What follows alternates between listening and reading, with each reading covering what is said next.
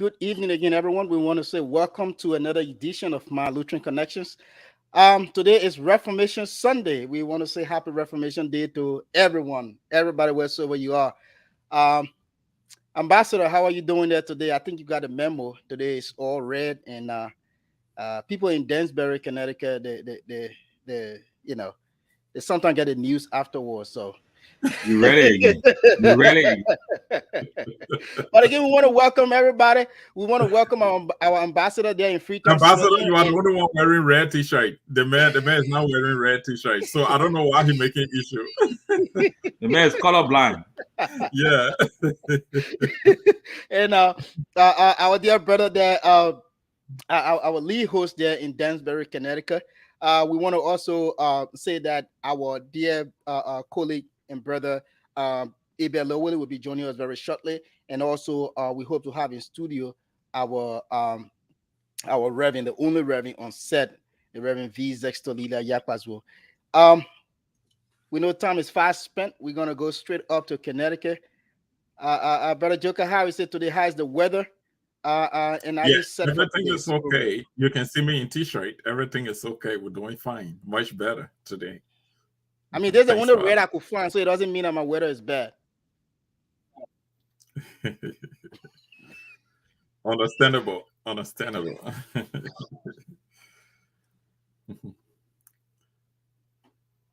Okay, folks, there you have it. Welcome to my Lutheran Connections. Today, supposed to be Bishop Hour. We already sent you a note informing you that due to unforeseen circumstances, Bishop is unable to attend today. We're looking forward to having Bishop next Sunday to be able to provide his usual update from the leadership of the church. The people across the world now are used to hearing from the bishop directly. This is something new in the church, but very welcoming by everyone in Liberia and in the diaspora. Today, we're going to have our usual roundtable. There's going to be a particular issue we're going to be discussing, but before then, we want to tell you that the issue is connected to the popular verification assets verification exercise. So let me start like this. When the new leadership headed by the Right Reverend Dr. Victor Patmore took over the affairs of the Lutheran Church in Liberia, Lutherans at home and in the diaspora called for stock taking as an immediate priority. Interestingly, the stock taking, we all know, was also a top priority initiative of the bishop and his leadership. So the decision became very popular because many Lutherans believe that undertaking the exercise and coming up with a professional and acceptable outcome will restore the leadership's credibility, incentivize partners and donors' confidence, and rekindle the spirit of unity and reconciliation in the church. I mean, that was clear. So, but here's the thing. Some brethren within the church thought the process was unnecessary, and therefore the bishop and his leadership, she abandoned the much needed accountability exercise and simply proceed with their leadership mandate. Of late, the verification exercise has become an issue of major concern to all Lutherans, with some making it hardly contentious. But here is what we know so far. Bishop Patmore has set up an assets and verification committee already. And our understanding is that the committee is headed by attorney Sandra Howe. Although we do not know all of the members of the committee yet, however, the committee was overwhelmingly endorsed by the executive committee during its last sitting in Banga City, Bond County. So also the committee has begun sending out, that's our understanding, that the committee has begun sending out letters to persons of interest seeking their cooperation during the entire exercise, which is normal for any credible verification or asset verification exercise or any audit for that matter. I'm sure the well-learned ambassador and my colleague Willie can attest to that. You always make sure that people who you think can contribute to the process are officially informed to be able to participate. And our understanding is that the committee has done that. Notwithstanding, there's still a lot more to learn going into the verification exercise, such as the credentials and qualifications of the committee members, the scope and cost of the entire exercise, because Lutherans want to know how we want to generate the resources and how much it's going to cost them.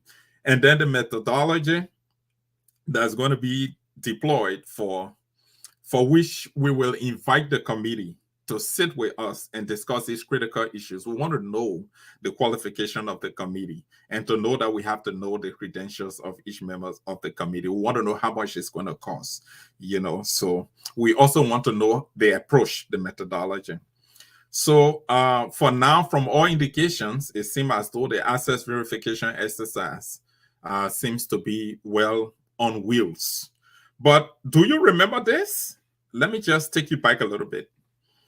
The newspaper story accusing Bishop Patmore's leadership of witch hunting his predecessor. I'm sure you remember that quite well. It's not long ago we had that story. The story actually lacked substance and was filled with lies and deceptions, only to attract more support for rejecting the access and verification exercise. That's what we practically call yellow journalism. In politics also, we also call that a preemptive strike, meaning you falsely cry out loud, so loudly in order to deter the action or initiative that threatens your credibility.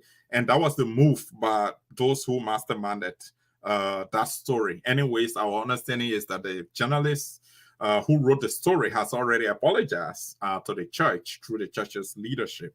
That has been watered down.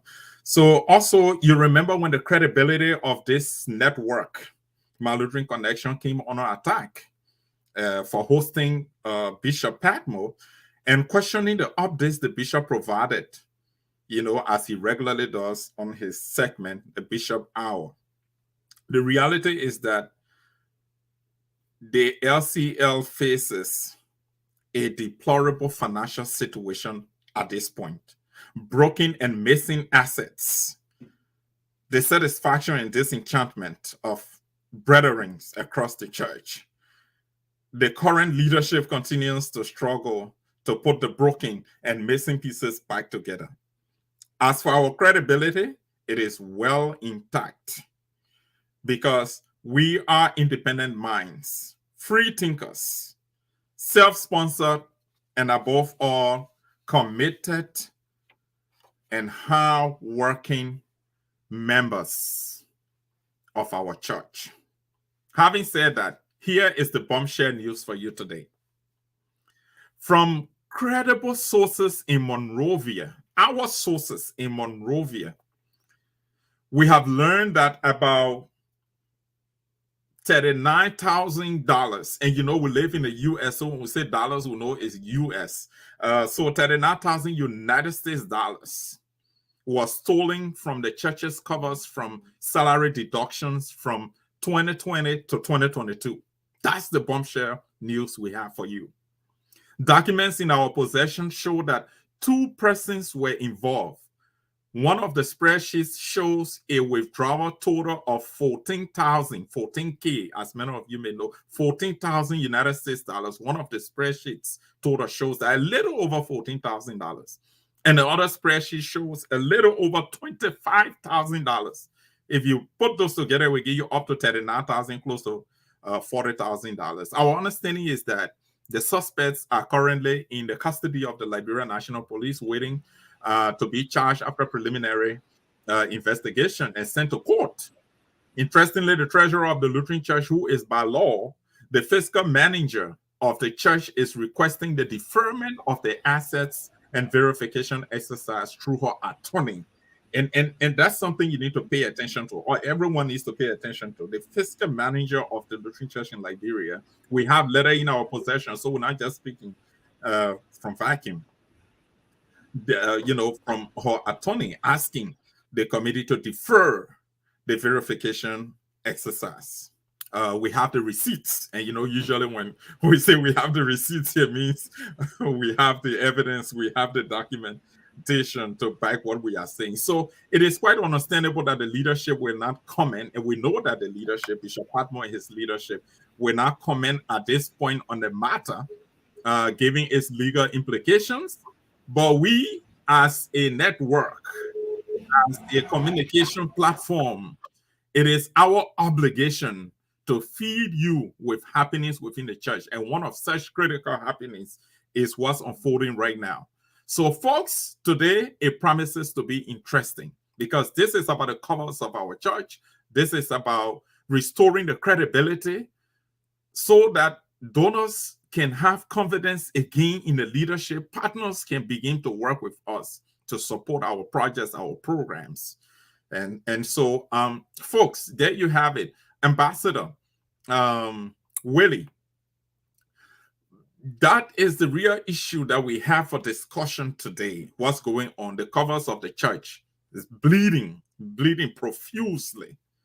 So today we are going to open the lines. We are going to have you have your say. We are going to have the discussion. At some point, we display some of the documentations we have. We have our sources in Monrovia. We are a network. We have our partners on the ground working with us. We get whatever information we want to get. We get whatever documentation we want to get, and some people have spoken with us already on the basis of anonymity.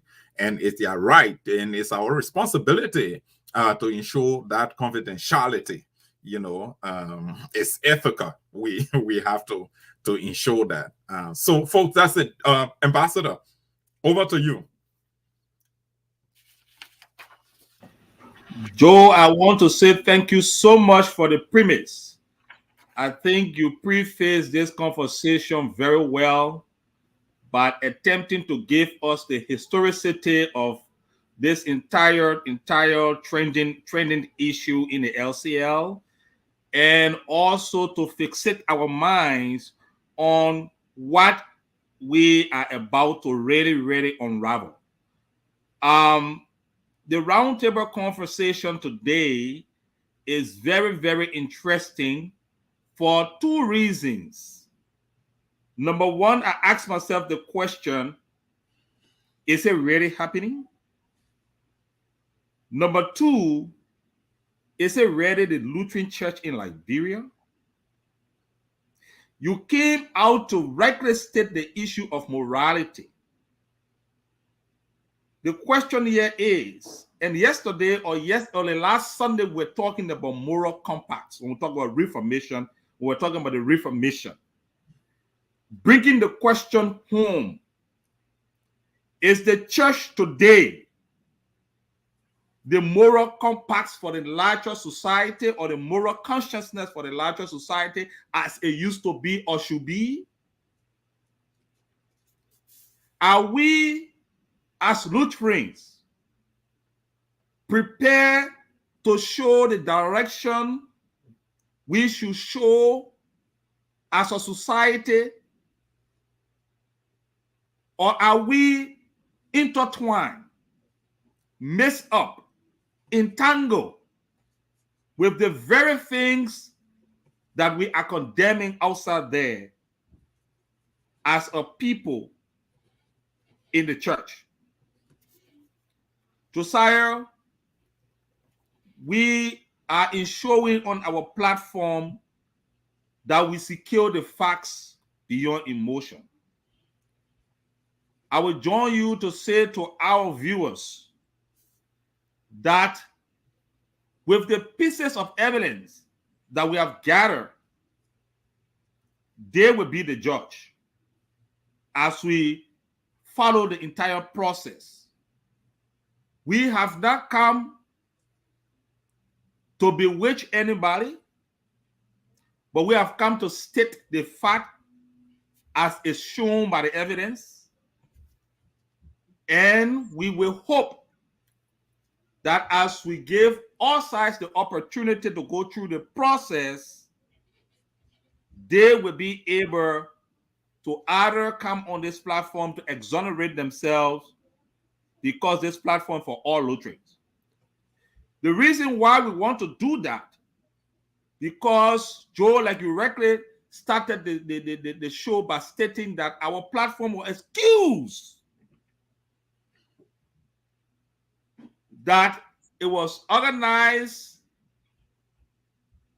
to push the new leadership into what we call verification. We read the said newspaper article and we decided to trash it because it had no substance.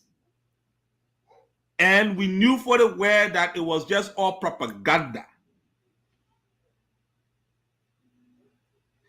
This is what we are faced with. The reality is setting in. We are not accusing anybody, but we hope that the process will be given chance to go on. The church must set an example for the society to follow. And we will start from nowhere but the Lutheran Church in Liberia. Thank you. My dear brother Willie, there in Atlanta, Georgia. You know, like the ambassador said, that is this happening in our church? You know, I want to start with by quoting the Bible verse that says, Matthew chapter 14, I think it's 5, Matthew chapter 5:14. It says that we are the salt, we are the light of the world, the salt of the earth. How do we light the word when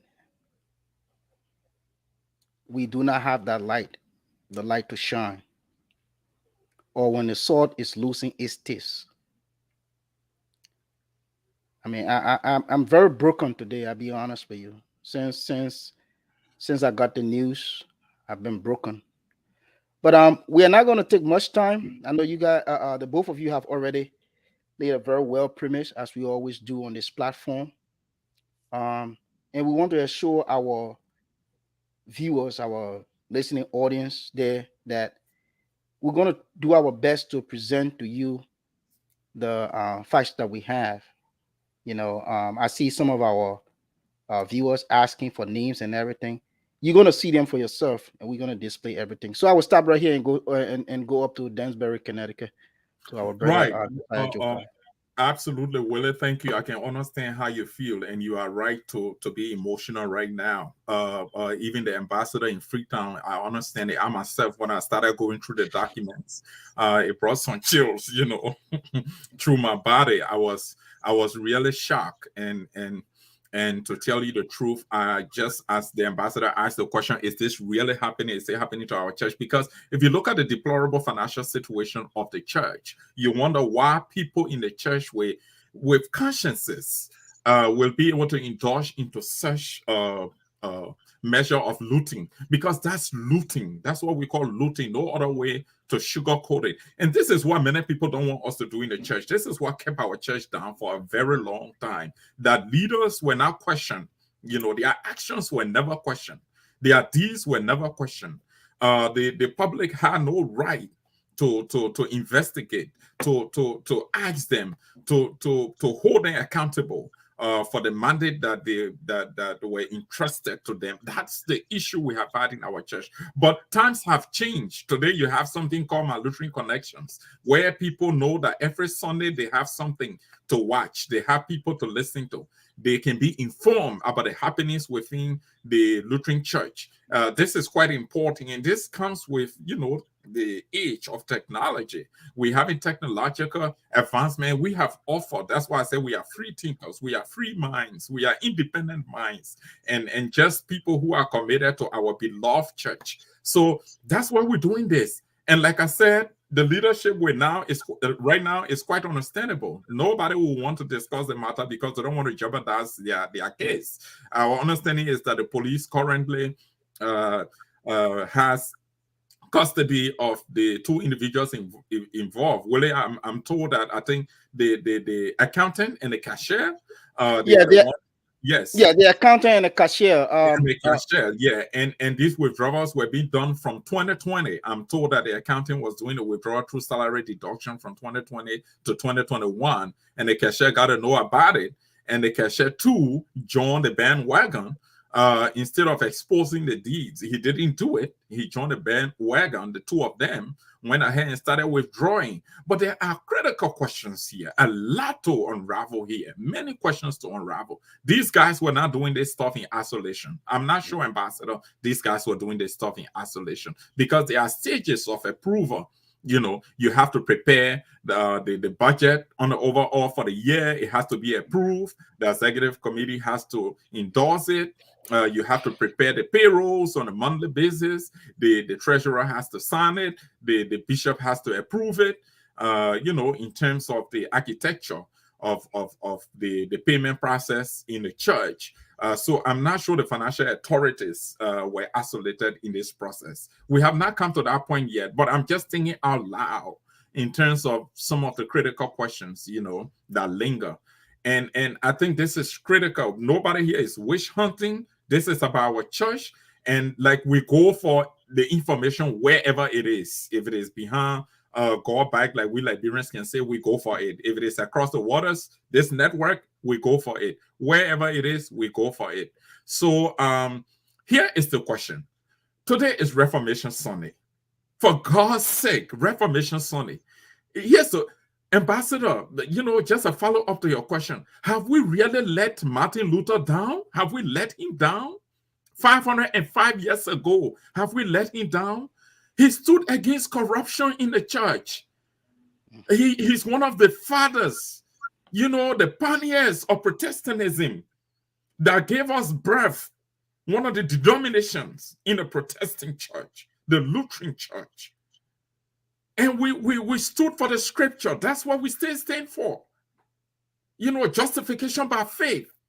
What are we celebrating? Today we celebrated Reformation. What are we celebrating? What exactly are we celebrating? What are we reforming? We say we are reforming church. I hear from our leaders, our church leaders, that we are reforming church. We are always reforming. To what extent have we reformed 505 years ago? What have we done to show, to recognize, you know, to honor Martin Luther's struggle when he stood against the dagger, when he stood against the sword and sword to his neck? You know, what have we achieved for what he achieved? What have we done? What is reflective of that struggle?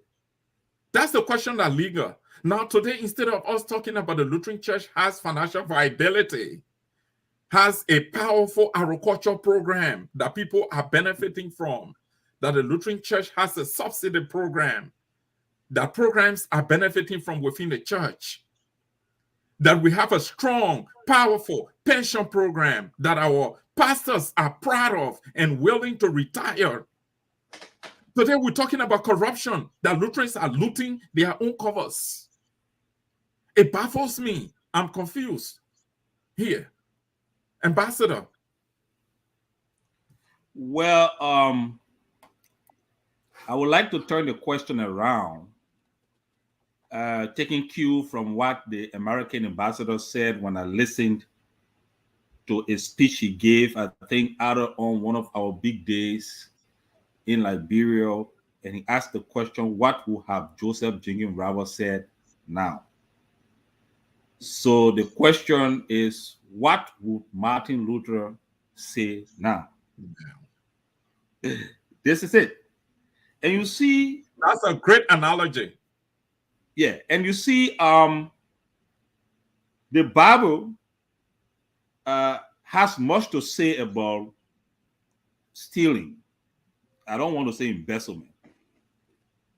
And God was so particular about that he made it one of his 10 commandments.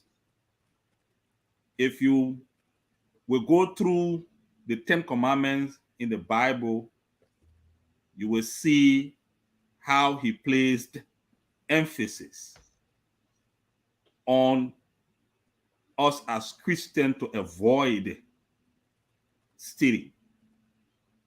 to avoid being appear as corrupt, to avoid being looked at as people who are not worthy of taking care of what he has given us to watch over. The church over the years, I want to believe, has not developed or reformed as we expected it to be, simply because of these kinds of acts. And I hope that as we go through, we will be able to display some of these things so that our viewers can be able to see what we're talking about. How in the world that two persons or three persons allegedly will decide to suffer the growth of the church, contract the already constrained in a financial space of the church for the personal aggrandizement? Just allegedly two persons or more, because the asset verification committee, I know they might see other things that they want to investigate and see. And I hope that we'll be able to allow our viewers to see what we have, because it is scaring. And we need to show them the metrics. That two persons will look at the church as a place for them to milk, as a place for them to accumulate wealth at the expense of the poor people who are coming to pay the tithe, to pay the dues. Man wata, man krubo, man kebe, go in the sun in the market every day, stay under the rain, and go and pay the tithe to God. And two persons or more allegedly will decide to do that. What would Martin Luther have said today if he was alive? Joe, it is scaring. It is scaring time that men can be so brave to even go into the house of God and temper with the resources, the meager resources that should develop the church. Willie, Yeah, we are in trouble. we in trouble. We in trouble, For what Ambassador. we saw and our viewer will see, we are in trouble. Mm-hmm. I'm passionate because I understand how the last time the bishop was in the dark, Right. his security was at risk. Mm-hmm. And this is what we can do to our church, and we call ourselves Lutherans. What would Martin Luther have said if he were alive today? Joe, I hope as we go through, we'll be able to display some of these pieces of evidence. Absolutely, we're going to do that. But Willis said he wanted to address a question. Yeah, Probably, I think from the comments from the comment section. But you just gave a good dimension to the conversation. What would have Martin Luther said today? You right. know, were he to be here alive today? Actually, for me, I would tell you he would be extremely disappointed. Extremely disappointed. Yeah, Willie. It's up to Yeah, you. and you know, Martin Luther will be disappointed. That's how, you know, Jesus was disappointed when he saw people gambling in his father's house.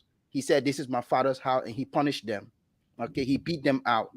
Okay, so when we go through this, you know, this program today, um, I believe people will come to agree with this administration that the asset verification process is very, very important. Okay. And one thing I would say also is that Martin Luther today He won't only say that these people, they are corrupt. He won't only call them out, but he will also tell the current administration, go ahead and verify the asset. Go ahead and verify what the church has. Go ahead and verify the lands in Totota, the lands in Zozo, in Kakata, in Bapulu, the property in Bomi, the property in Nimba, in Plibo, the Palipo project. He will tell the current administration, go ahead and verify and make sure that we still have everything that we say we have. That's what I think Martin Luther will say today. But again, the program is for our viewers, for our patient listeners. And we are here ready to display and provide them with the facts. Yeah, Willie, you are right, absolutely, and that will be part of Martin Luther's, response. In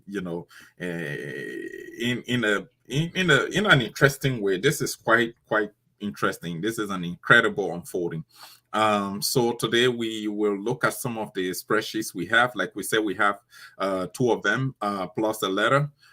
From the attorney of the treasurer. We have that asking for the deferment of the verification process. I don't know what the response of the verification committee will be to that communication for them to defer the verification. For what reason? Well, probably we'll get to know during the course of the conversation. But Willie, do you have the spreadsheet with the 14K that you can display for us to look at?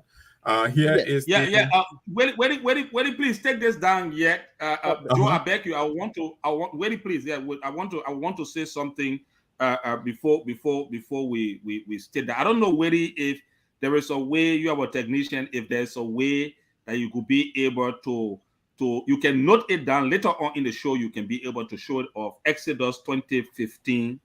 Yeah. Leviticus 19:11. Just note them down. Later on, you can show them. Exodus 20:15.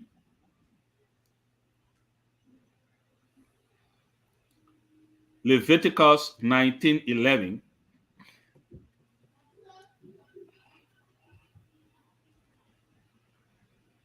Mark 10:19. Sorry, Ambassador? Yeah, those are three. Yeah. The reason why, and Joe will come back to the matrix so that we can go in detail. But I think the matrix will be the basis. After that, then we can open the line so that we can be able to give the viewers a better perspective of what we are talking about, the enormity of the issue, so that they can be able to call and weigh in what we are discussing. But the reason why I'm giving these scriptures, because our basis for some of the discussion and the way we are proceeding is scriptural. Because Martin Luther on Reformation Day, you understand, some of the things that he did was say the 95 theses that we got from the deacon and the pastors last Sunday, it was based on scriptures. Yes. It was based on scriptures. And I remember one of our callers, I think it was Sonny George. I think it was Sonny George who said that, look, if we even want to reprimand, we should reprimand in love. But see what the scripture says. How we reprimand people who steal. And I think Malachi says something about, can a man rob God? Can you? I mean, do you think that you get, look, all of us got our dirt in our closets. None of us on this platform, we are perfect. You see, but when you are busted, there's the situation. Can a man rob God? And a matrix that will show our dear viewers, you're going to see how these alleged criminals attempted or thought that they were robbing God. But before we put out the matrix so the viewers can see, and Joe and Show will be able to give the analysis of the matrix, I don't know if you can show those scriptures that are sent. I don't know if it's possible, or you can read them. I can show them. Please, you will just have to go over one at a time, please. Because I was looking. Exodus 20:15. Exodus 20:15. 20:15. Okay. Yes. Let me do the first one quick. Yeah. Joe, just 1 minute so we can set the basis. We put the matrix. Absolutely. Yeah, so they can know that we are also basing our discussion on the scriptures. And I know for the way that the pastors are inclined in what we are discussing, but just for our laymen and other laymen like us. Yeah, Exodus 20:15. So, okay, if you look on the screen, Exodus 20:15, thou shalt not steal. Thou shalt not steal.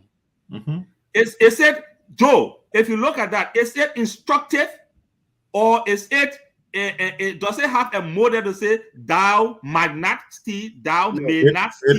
Thou shalt not. Right. It is the right. It is thou shalt. If the lawyers, they know the meaning of shall.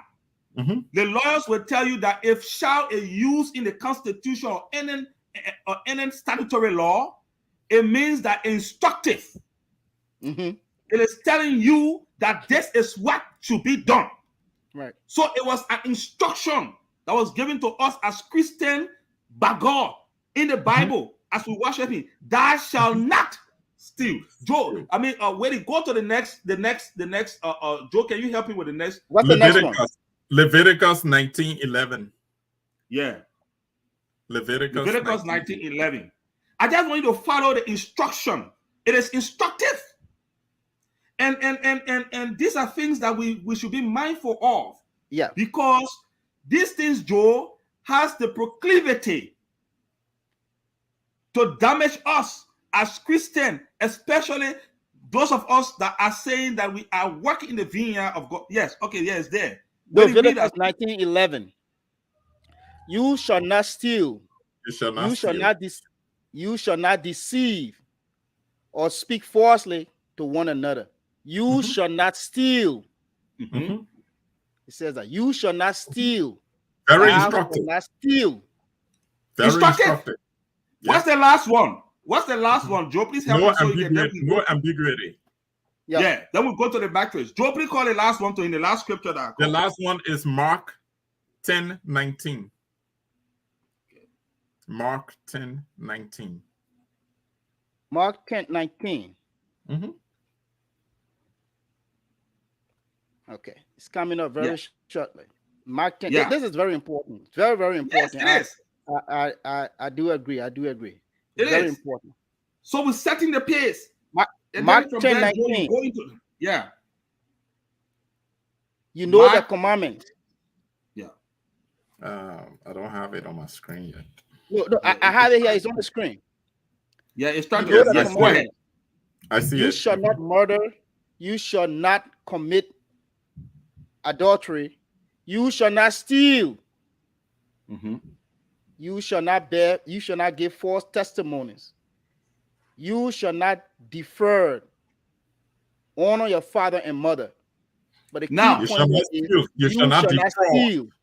That you shall not steal, you shall not defraud. And you shall not defraud. And listen, those that are going to appear before the verification and asset committee, listen, the Bible is also saying that you shall not give false testimony. False testimony. So there's three. You should not steal, you should not defraud, and you should not give false testimony. False testimony. You understand that? So these are things that we need to take into consideration. So, so we anchor this in scripture, and now we put the matrix up, and Joe, now you will take us through giving us an analysis of how the alleged criminal attempted to defraud the church. No, they did. They did, actually, Ambassador, they did. Really, for now, we say they allegedly did, you know. Are you guys seeing the bottom? I can remove our heading. I can remove the title from there. So well, we see the screen. Yeah, we see it. It's on. Okay.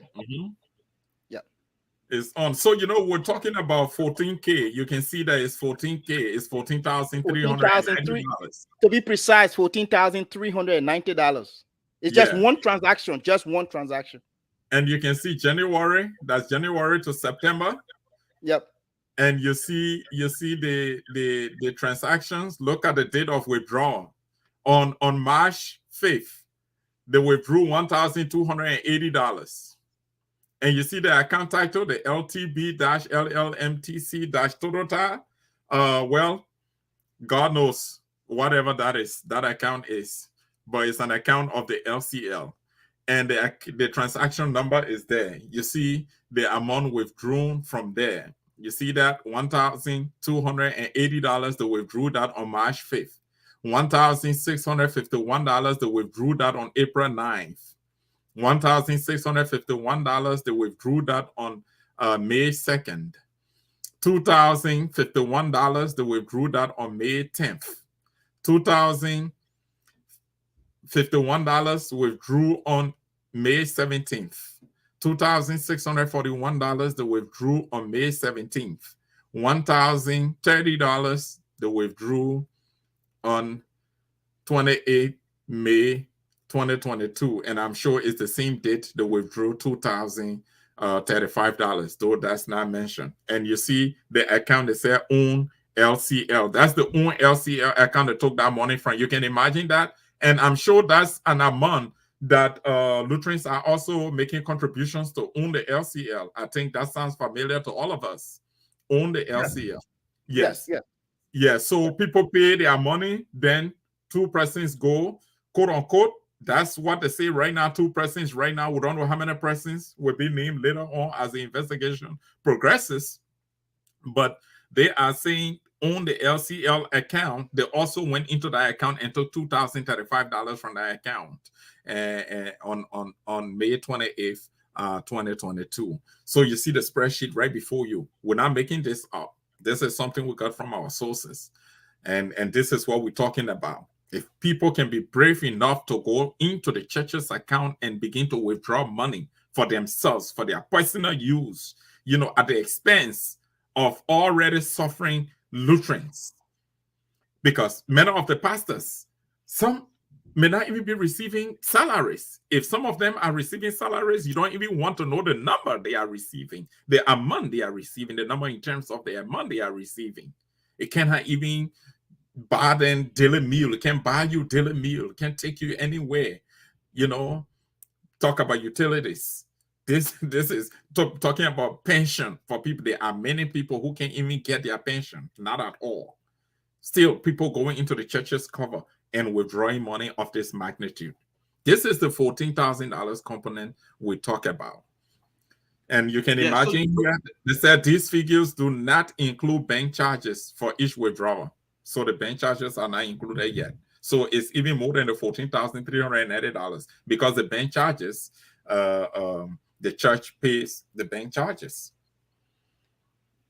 So Joe, the one thing in this spreadsheet that I would like to share with the viewers so they see. This is one piece of the many pieces of evidence that we have, and we did not generate it. As Joe rightly stated, we got it from our sources as investigative, if I would say, journalists who are trying to ensure that we do our due diligence of the ABCs of communication and try by all means to ensure that we carry it as balance, securing the facts beyond emotions.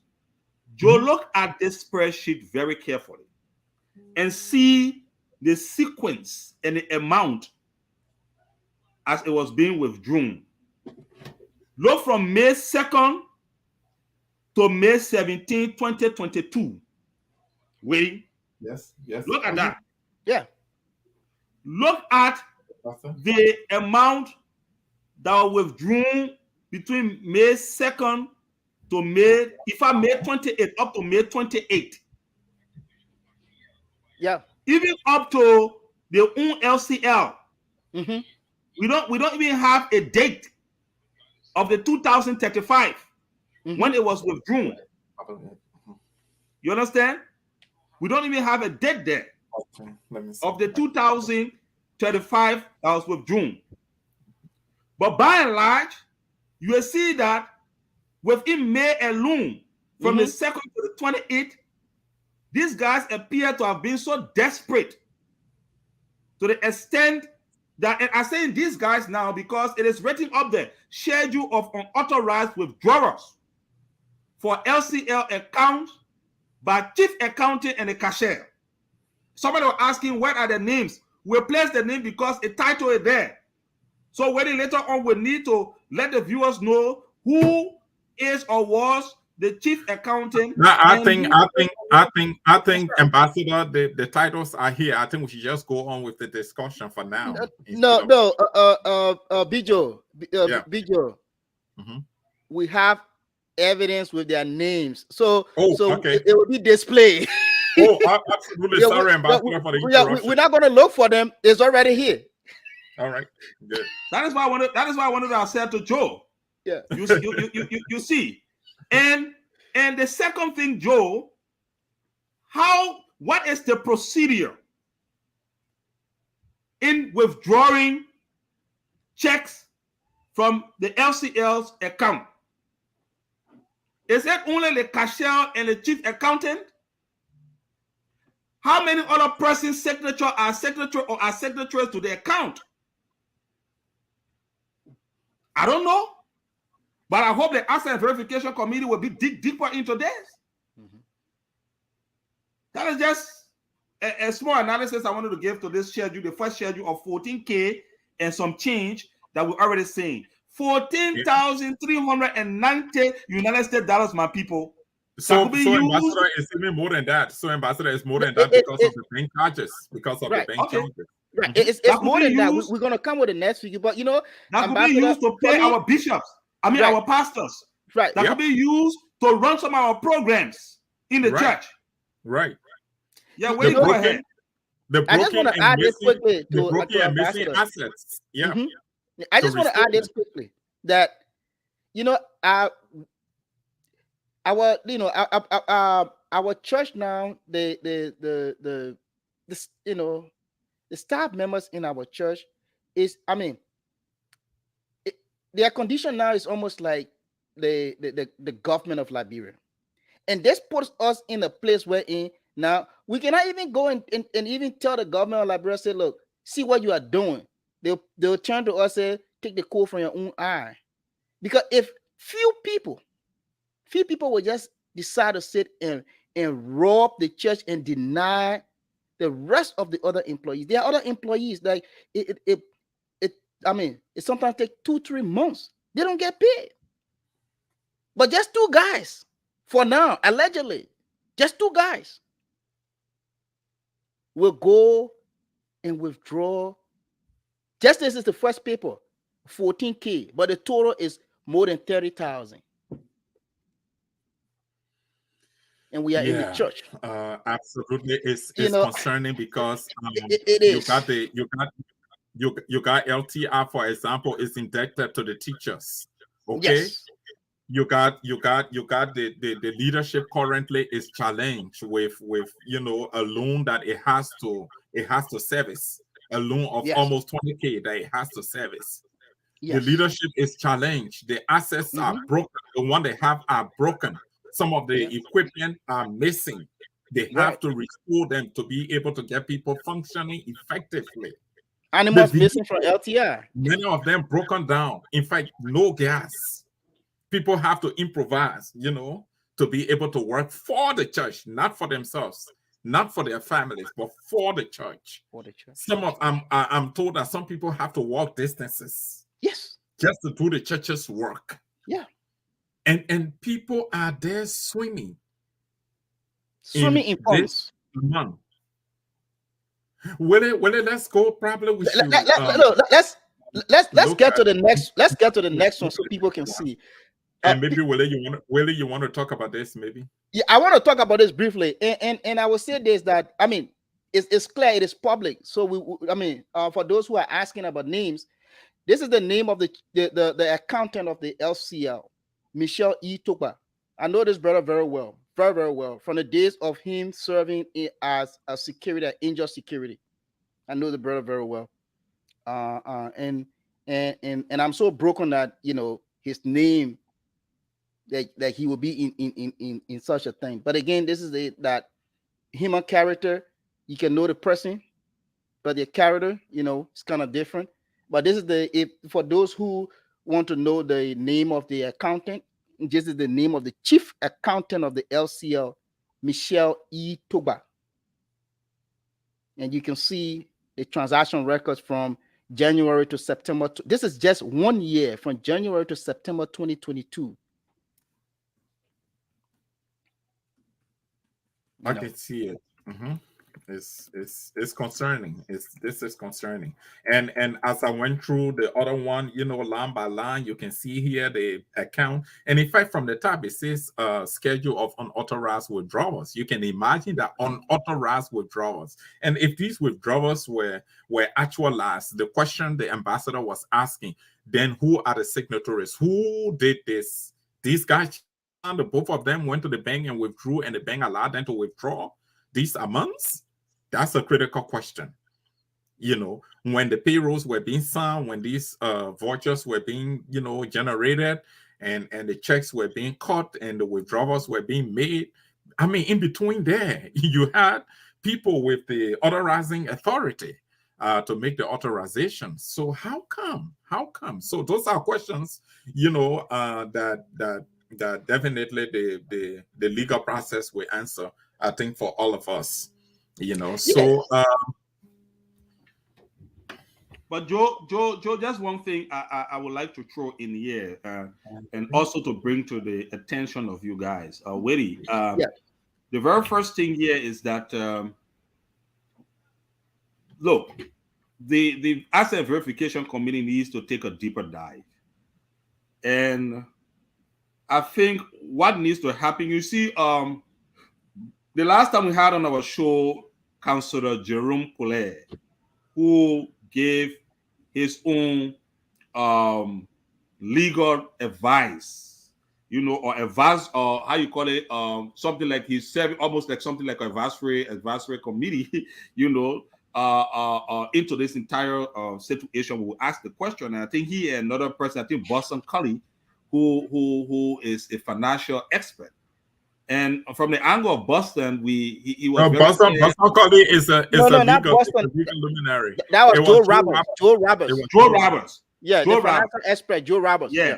And Joe was clear that these processes are very, very welcoming, and they are never there for witch hunt, because I see some of our viewers are asking relevant questions. For example, if we go back as far as 2010, some people are saying that we may see more aligning, pieces of evidence. It's true, but I mean, the boss need to stop, and the investigation need to begin from somewhere. And unfortunately, this is where I think it is starting from. If the other bishops or this current bishop predecessors chose not to verify the asset of the church, that is it. But this bishop, I think he's on the right course, and I think I would encourage subsequent bishops, when they assume office, they should also verify, because this is the way we are going to ensure transparency and accountability in the church. And this is the way we are going to begin to tell people that, look, the Lutheran Church in Liberia is a moral compass, and nobody should come to scare anybody here to say, oh, we should not go to court, and we should not carry the people. If there are sufficient evidence and sufficient grounds for this thing to proceed to court, let it go to the court. The church has a legal status. The church can be sued, and the church can sue. And the church was sued before. Yes. Exactly. Yes. Exactly. So nobody should come and say, because that's what happening. We sweep these things under the carpet, because people come and say, oh, that church issue, and we can't take it this way, and all that kind of thing. Like, whether you were trying to say, when the guys were gambling in God's temple, Jesus went there and flogged them. You whipped them. Good. Not picking bar. Not Jesus picking bar. He bad. Not picking look at people out there. Corporate Jesus were whipping them. Oh, yes. Look. I mean, let's continue to show more pieces of evidence so we can open the line. Ambassador, I will add that even the political Luther that we celebrate his action today, the Reformation, He Comrade stands Luther. today. Comrade Comrade Luther. Luther. Comrade Luther. Okay. And listen, he went and look, he stood in front of the police and said, look, you are carrying on corruption. He did not hide it. He said, anything you want to do to me, do it. But you are carrying on corruption. And it needs to stop. Stealing needs to stop. You know, and you know, I will quickly look.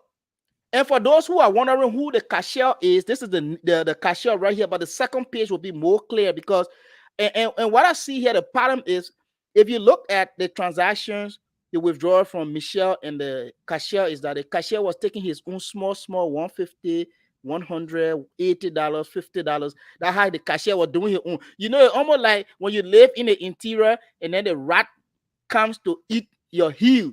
So I think brother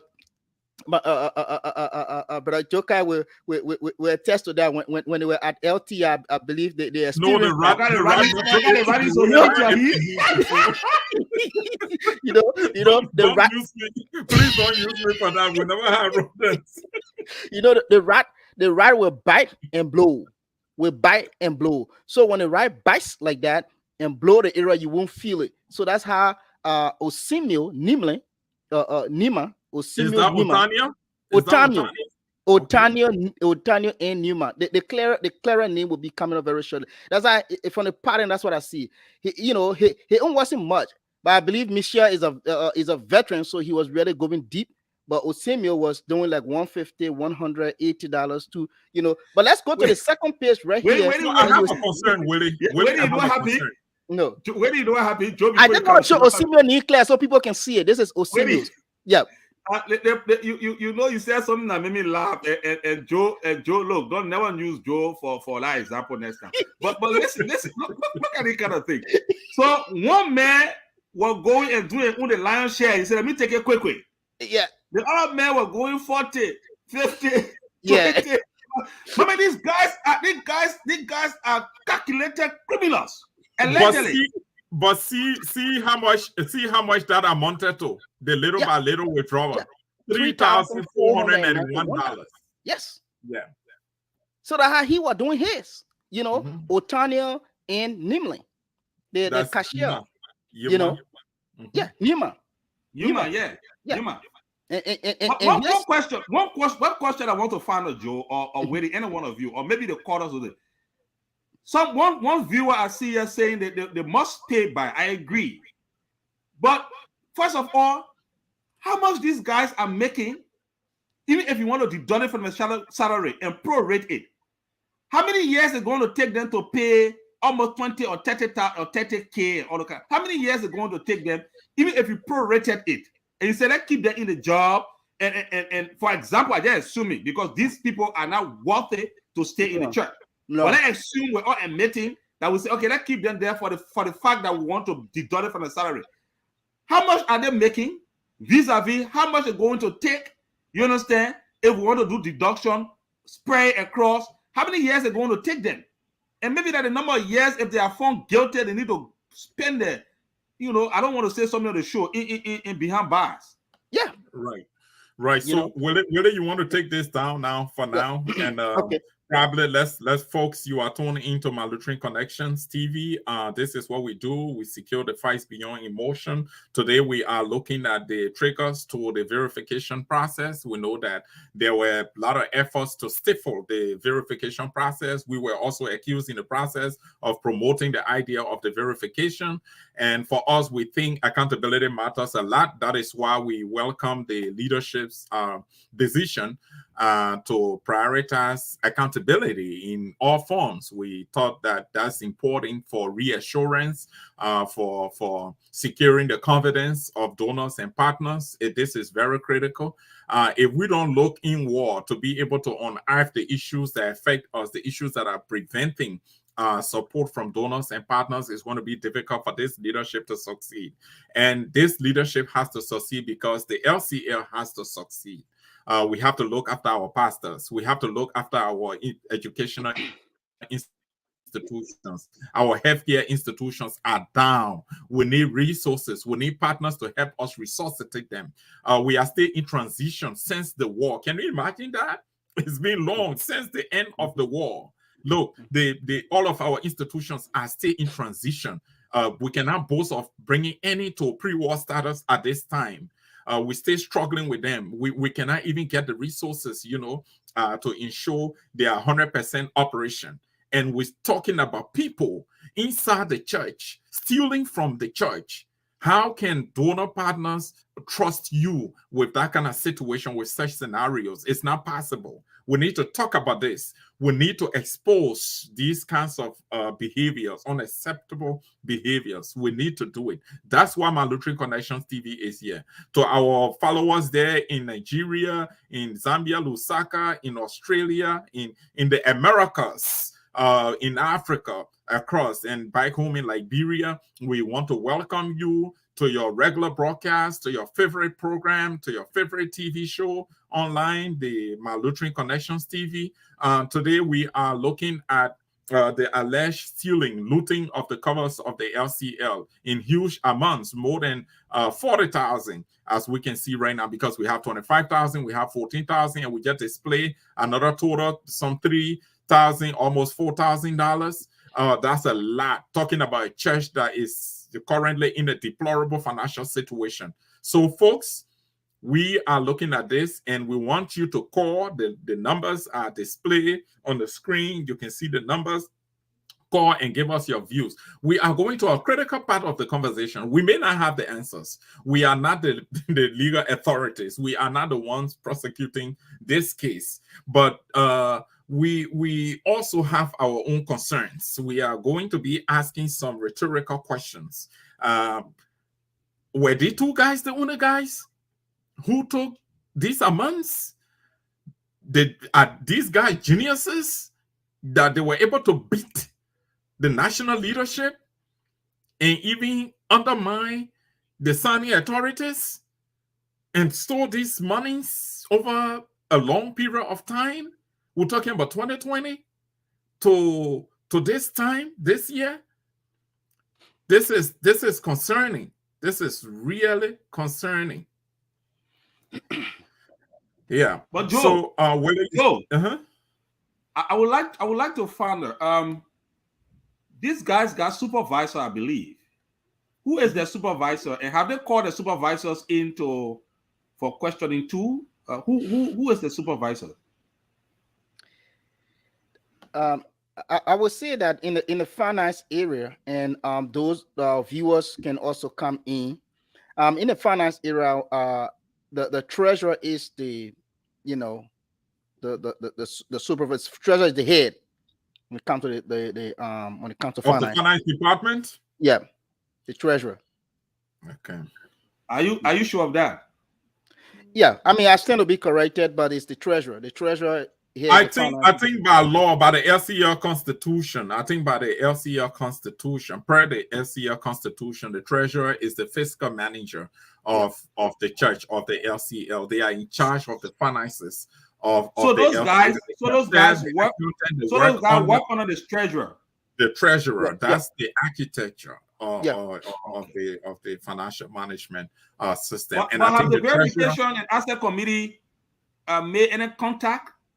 I just want to know, because I think Josiah want to go there, but we can recognize our viewers quick, because that's a go ahead, Bijo. That's a critical part. I think that should be the second part of the conversation, because what we are gathering from our sources on the ground, Jerry, is that I think the treasurer was contacted by the verification committee, because the question is, how did they even get to know about this? Because our sources were trying to tell us that I think the treasurer was contacted as one of the persons of interest for the verification process. Yeah, and I think a communication was written to that effect, and that the treasurer, through her attorney, responded to the verification committee asking for the deferment of the verification exercise, and that is the gray area that requires some clarification, because the question I already started getting calls. Because the question is, okay, if you have a caller, we have a caller. Go ahead and go ahead and tell us your name, please, and make your comment, please. This is Siri Gabian from the US MPA. I've been following the show, and today is really, it broke my heart. The reaching church of Liberia, it broke my heart. Because why I was listening as the three of you guys have been saying. When you go, you really do the survey now in the retreat church in Liberia, Willie. People are not giving because I talk with a lot of people in Liberia. People are not giving because of what the retreat church is doing. Josiah people, the poor people, the old people in that church. I am the witness. I have been in Liberia. I saw it. The people gave their willing mind. Yes. But they are not seeing what's going on. Example of the radio station. Yeah. When we were in the radio station, we the one collected. I collected some of the sisters that from the St. Matthew Retreat Church. Yeah. We collected huge of money for that radio station. Everyone was really happy that we should have our own radio station. For no reason, what happened up to this time, no accountability of that radio station money. It's so hard to say. It's so sad for our people. Right now, you go to Vera Church. Right now, if you guys say anybody in the Monrovia district, just tell people to really do survey. A lot of people are not going to church because they don't even have their carpet to pay, and they don't even have offering. Okay, let us low buy. Me, I always like to low buy because my daddy was a pastor from the retreat church. It's feasible. As I'm telling you today, Josiah, from the day my daddy died, we went to the retreat church. The retreat church said that they were not going to give our father pension. That will not make me to leave the retreat church. I was born in the retreat church and I'm still a retreat member. But look at how the rural people are suffering. The pastors are in the rural places. They don't have access of anything. Right now, you go to the rural place, there's no communion, nothing. They don't have communion there. Those are so sick of some of us because when we were coming up, they have fund for all those things in the retreat church. Today, I was so lucky that I got in. I really decided to call. Yeah. Let us pray for the retreat church. Okay. Those are listening under my voice. Pastors, member. Pastor, let us go back to the Bible. The teaching are losing. The children, the future, the children are not listening to the word of God. They are blind. Let us pay attention. My last comment is that those are dead eyes. Let them be persecuted. If they have property, let them seize their property until we get our money. This is so fake. Thank you. Thank you, man. Thank Thank you you, so much. Sis Viliga. Thank you so much. Good to hear from you. It's been a long time, Sis Viliga. It's very good hearing from you. I just read a message. I just read a message from Brother Toto, Dr. Toto. He talking about the guys not being guilty yet until they are found guilty, which is true in law. That's true. It's alleged at this point. But here is the thing: our sources have also informed us that the two culprits, suspects, have admitted to committing theft and forgery, I think, for which they will be charged and sent to court. So because a preliminary investigation was done by the Criminal Investigation Division of the Liberia National Police, that the extent to which we are informed about this situation. I'm somebody very mindful when it comes to, people's credibility and all of those things, to come and sit here and discuss, because I know the length to which this platform goals is powerful indeed. So what we're discussing here is something that we have sufficiently gathered information about. So while we look forward to any guilty verdict from the court in a final analysis, but for now, the documentation we have in our possession is significant enough for us to discuss and to talk to Lutherans about. It is about their finances. It is about the current economic standing of the church, and we will say clearly, we can sugarcoat it. The church is in a serious, deplorable financial situation. The church needs support. The church is looking out there for institutions and individuals to assist the church to get it out of its financial quagmire. And the way we can do it is to look within and begin to take accountability measures that will convince people, that will try to rekindle the spirit of confidence in the leadership. Otherwise, nothing positive is going to happen. And that's what this platform is established. But this platform is not established to join people in any form of criminality or to abet, to aid and abet in any form. We are established, like we said, we are independent thinkers, we are free thinkers, and we are self-supported. So here we discuss freely, we discuss the fights, and that's why our motto is securing the fights beyond emotion. So we are looking forward to more people calling and telling us their view, and this will be preliminary. As I said, no one should expect the leadership to opine on this issue for now, because the leadership is a party to the whole arrangement, in the sense that they are involved in the legal process, and they wouldn't want to jeopardize that legal process. I'm not sure they will want to come to say anything while the legal process is ongoing. Yeah, I just want to provide this information also quickly. While uh, on set, I also received credible information from our sources that um, the Michelle and Otamio, Michelle and Otanio, they have taken lawyers. They have been charged. They have taken lawyers. They have taken lawyers to bail them out. So they are currently on bail. They are out on bail. They report every morning. I got the same They report every morning to the police, to until the police. official charges can be done. Absolutely. Yes, you are right about that. I got that information. Yeah. So that's why we say it's a legal proceeding, and I'm not Right. sure the leadership is going to comment on that, which is natural, it's normal.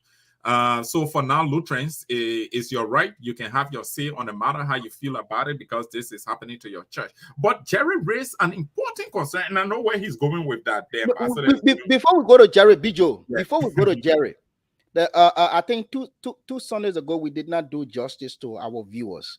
If we can just run down the list quickly, and for those we can get to right now, then because we know that today is so we want to recognize quickly our brother Roger Aben Kamal. He says that we are here.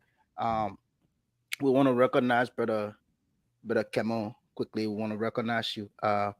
Then we also want to recognize, we know our mother called in, Liga Bien, she did call in, and she was asking to put their names. And we also have the Reverend Thomas EP. We also have the Reverend M. Amadou Salif. He's watching there from Minneapolis. Yes. Reverend Salif, long time. And the General Evangelist, Royal Jerome Jala, he's following us from the RIA area.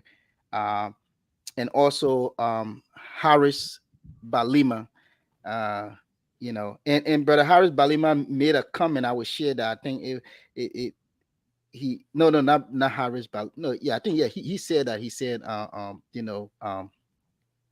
said, Michelle, we are following you. I think that's what that was his comment. And also Brother Leroy Salonqueli Molba. He is following from AB Toro, but he made a comment, brother. Leroy made a comment. He's the one I was talking about. He said if Nachana McGill is sanctioned, then George Weah should be warned. So I think he's trying to. That's an analogy. He's making. So he's trying to say, in short, if Misha and Otania, if the cashier and the treasurer can be here liable, his bosses should be warned. I think that's the analogy he's making. All right, sis, maybe Freeman, we want to recognize you. Hey, our brother Moses Cole, our partner, he's there in his little corner. Hey Moses, what's up? What's up? We can hear from you. Moses, I was seeing a lot of concerns about the Reformation not being carried live. It looks like you are missing. What's going on? Probably you need to talk about Moses. Yeah. So our sister again, Memuna, we want to recognize you, Memuna Kamara. She says 99 days for thief and 1 day for master. I know we've recognized Mother Liga being, but when we projected the figures, she was like, showing some Expressing emotion. expressing This is emotion, saying, yeah. "Oh Jesus, yes," uh, and also Chris Kawula, we want to recognize you. Um, our senior brother, the M. Ibrahim F. Tamba from Badnersville. Our Reverend Eric Doe, he's a regular follower. Uh, hey, Ambassador, this is the financial expert, Joe Roberts. Hey, When Joe it comes to Roberts. finance, he's interested. Yeah, Hey, Joe Joe Roberts. Roberts, how you doing? We need to Oh, hear man, from come on. you, If Joe. you want to come You on, can man. Joe call on improvise. the show because Joe Robert is important for you to call because the last Yes, time you were on the show telling us about wanting to know yes, the approach to the verification exercise, and you were also trying to explain to Lutherans the significance of the yes. verification The exercise. Here verification now part. we have a trigger. Here now we Yeah, have a trigger, Joe. You can yeah, call. yeah. Yeah. So, brother George Toto, and we also want to recognize the Reverend Louis Mackey, Oh and yeah. yeah, and our regular follower, Ambassador. I mean, you can pronounce his name now. I mean, you should know his name by now, All You're Ambassador. right. putting Ambassador on the spot. Our brother Menikele K Sumo. There you go, Ambassador. There you go. Yeah, we want to recognize you. So, Big Joe, take care. You can take it away on our next segment. Yeah, absolutely, folks. We just want to tell you thank you for staying with us, sticking and staying with us. Your favorite show, my Lutheran Connections TV. Today we are discussing the financial impropriety within the Lutheran Church in Liberia. Discoveries that were made about stolen monies from certain accounts in the LCL.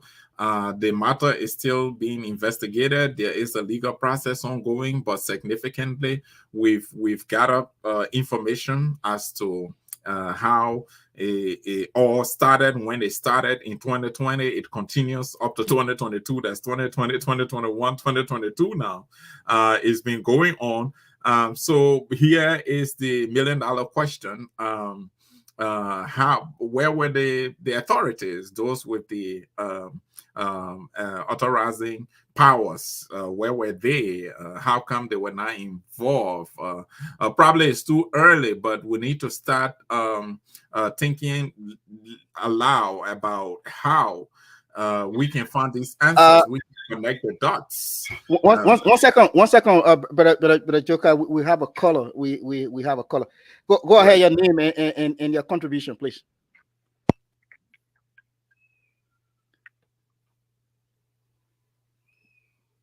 Brother Roberts, are you there? Yeah. Oh, okay, good. But Oh, Roberts is on welcome, the line. Joe Roberts. Welcome, Yeah. Joe Roberts. Yeah, I was just talking about you. Thank you for calling. Yeah, your call is timeless, sir. I'm sure you follow the show from your comment. We just want to hear from you. What do you make of this development? You are one of the key individual we are focusing on about leading fundraiser for the Lutheran Church in Liberia here in the diaspora, and so your opinion matters a lot. Yeah, I mean, thanks. Yeah, I've been doing a follow on it. This is a very, very important topic today, something of a major concern. I don't think any one of us should be very surprised about these things. I guess even the people in Liberia and those are up around the world who are concerned about the Lutheran Church. These have been some of our concerns, especially anyone who works in administration knows the policy and procedure that you run to run a private organization to give accountability. And we noticed those things were lacking in the past leadership and things. So it's not surprising. But one of the things that needs to be done, again, we were talking about the access verification. As we said this was not a wish hunt. This was something to educate and bring things that we can use as a corrective point, so that in the future, things that happened in the past, like what we're talking about today, will not happen. And also that will educate the people who will be running the LCA in the future, and that will be able to put into place policy and procedure guidelines and things that will prevent these kind of things from happening. But I'm And I'm not surprised, but yeah, I was shocked to see this on a lot of unauthorized withdrawal from the account. It go most in the dark. We do not know the full detail. We just talk on the software as it is, just from a general perspective. But if these guys are doing withdrawal, there has to be a check and balance. So it's not just the two people doing these things up to now until the administration is gone. And Joe, please don't go too fast. Joe, please don't go too fast. You are an expert. Anytime we have you on this show, we really like to drink from your fountain. Joe, you are a financial expert. When you look at the architecture in terms of financial management setup, is it possible for an accountant and a cashier to just do unauthorized withdrawals consistently, bypassing the system in place? No, it's totally impossible. There has to be an upper hand of people who doing that. Both of them could just be a scapegoat used to cover all the crime. But their signature is not that much powerful to go to the bank and even do the withdrawal from the bank. And even if the withdrawal from the bank is done, you have to do a monthly accountability on your checking account or business account, whatever you have, and look at those income and withdrawal from the account. So what happened to those reports? And also the report goes to the upper level to tell them what money was taken and what was it used for. What happened to those reports? Are you seeing that nobody saw all of these reports? So, again, they are just the two, but there is more than that. And I'm sure when the final investigation ends, we'll find that because from their position, they are lower level people to their account. And I'm surprised that this huge amount of money will be taken out of their account for their position. Joe, Yes. Joe, before you see, Joe, do you have some time, man? Can we send a link to you to come on, Joe? I don't know if you have the time. Sorry. Maybe we can do it. If I was just on another conference call, and then I left the conference call when Widow were calling me, so I just ran outside. There's a conference call on right now with TNIM. The conference call is on, which I'm working with the TNIM group, and so I have to go back there. But this is very, we need to, I would suggest that we have another, maybe next Sunday to really talk about these things. Yeah, but Joe, before you leave for your conference, I'm sure Josiah want to say something. I caught in front of him, but let me just ask you this one question. And Joe Low, you got to commit yourself to come back.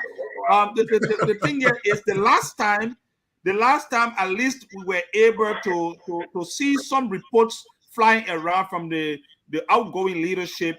And the nicety of the financial statement is something that I think we need to locate to bring on the show, because I'm not too sure that financial statement was able to uncover or able to declare such a gross financial mismanagement. You understand that? But we need to look at it, and then we can come back and get you, Joe, so we can discuss the nitty-gritty of this entire thing. Yeah, absolutely. One of the red flags in auditing is that if a lower level is doing something like that and it is not reported, then that red flag means that there's something more at a bigger level. Because at the bigger level, when something is happening and you can't tell when the lower level is doing something, that's a red flag right there. Because by right, those with the length of time of these people been doing that, they should have been fired a long time ago. They should have been fired a long time ago if they were doing monthly report, annual report, and looking at financial statement, looking at the balance sheet and other things. These things should have been uncovered a long time ago. So why was not uncovered up until now? Those are questions to be asked. Right. So Joe, we definitely have to let you go back to your call, but I really wish you never had a call to stay with us, because we can really, really appreciate your expertise when it comes to financial management conversation. Let me ask you this last question. You don't have to take long to respond. Are you trying to say that there is no way by any means that those two will withdraw such amount over a long period of time without the higher ups knowing anything about it? From previous experiences, I would say yes to that. Obviously, from previous experiences, that's a long time covering that. That's a lot of amount. And so, if they have to report to the chief financier of LCS, he has to look at his income. He can look at his statement, financial statement, and then so if you look at compare your financial statement to your bank account, it has to balance. So if my bank account is showing negative, but my statement is showing positive, that's a red flag. I got to find out why. Thank you, Where is the Joe. statement? Thank What's you, Joe. You happening to gotta this? So you got to go. balance these two statements. Someone else is. Someone. I got I another know you caller. got. I know I we got got a another call, caller Joe. after this. Thank you so much, Joe. Yeah. Thank you, Joe. Joe, let's take the other caller. Thank you, Joe. Yeah, go ahead. Your name, please, and make your comment, please. Who, me? Yeah. Go ahead. Are you sure? What's his name? Jose on or whoever was on? Yeah, Joe had left already. Joe left. Oh, okay. Go ahead. You are live. You are live. Go ahead. Okay. All right, guys. Hey, this is Miles here, man. That's Reverend Salif. Oh, Ravi Amadou Salif, big Salif. brother, long time. That's all right. Yeah, Happy guys. belated First of birthday. all, yeah, thank you, guys, for Happy belated birthday. Am I on? Yeah, go ahead. You are Yes, live. He said you happy are belated live. birthday. Go ahead. You are live. Okay, yeah, thank you. Yeah, the October 21st. Yeah. Yeah, I know people have been saying how shocked and then how downhearted they are when with the news we're hearing. Yeah. So personally, I can tell you, if you were to ask me how do I feel, um, I'm sorry that this is just coming up, but personally, I wouldn't be shocked and I wouldn't be surprised either. But this situation, I'm not a financial expert, but it's very sensitive in nature.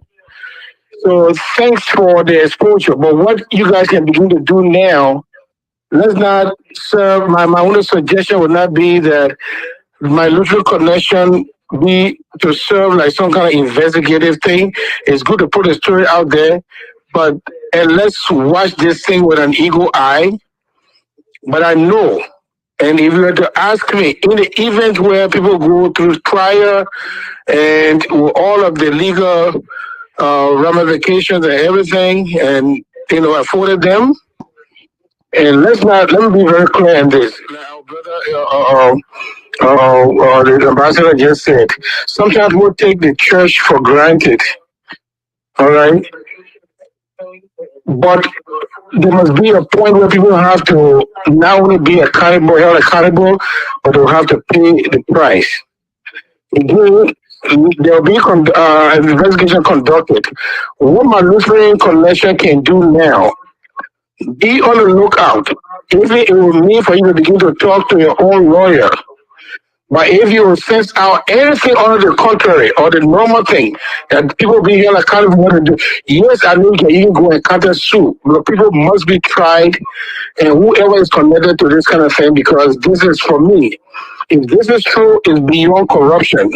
Okay, this is beyond corruption. This is broad day. It could be classified for me personally a broad day witchcraft activity. This is more than corruption for me.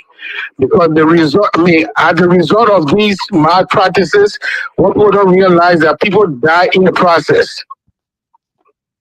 And Bowen is on that line. He knows what we've been going through here. I think our sister Della might be listening. Even Joe who just left from here. Okay, even the Toto. We've been here trying to knock at people's doors, collecting money because I chair the benevolent committee on that. But you say you know what I'm talking about.